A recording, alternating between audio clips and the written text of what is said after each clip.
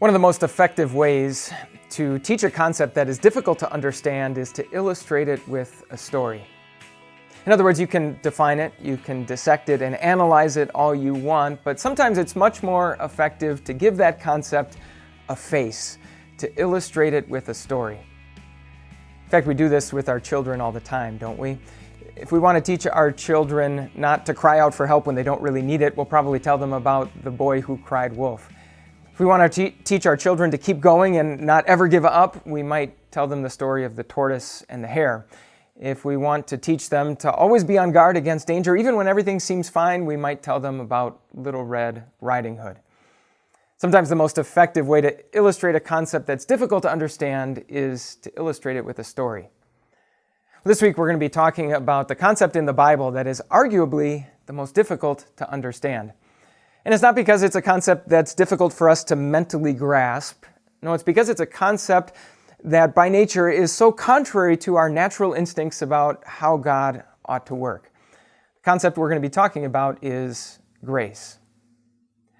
Now, without a doubt, it's very possible to define grace. In fact, the Bible does that often, and it's important for us to understand that definition clearly. For example, in Ephesians, it says this: "Because of His great love for us, God, who is rich in mercy, made us alive with Christ, even when we were dead in transgressions. It is by grace you have been saved."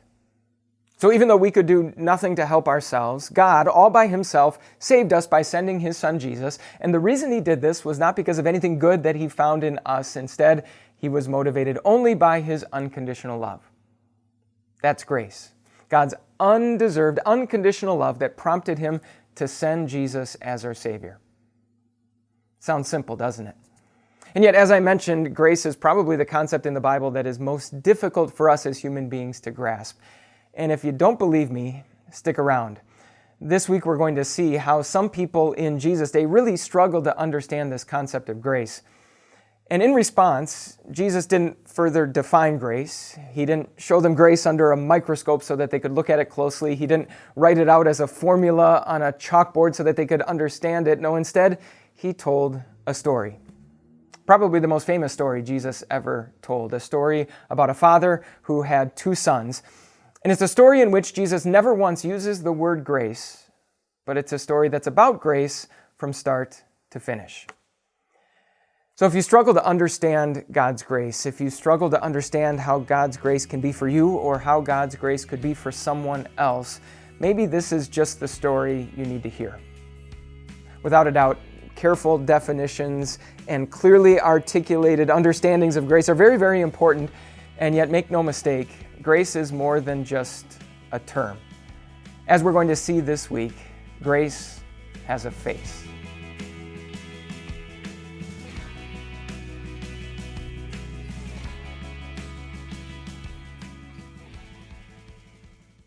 Thanks for watching. It's truly a joy to bring you these messages from God's Word. If you want to make sure that you don't miss out on any of these videos, just click on this button to subscribe to our YouTube channel.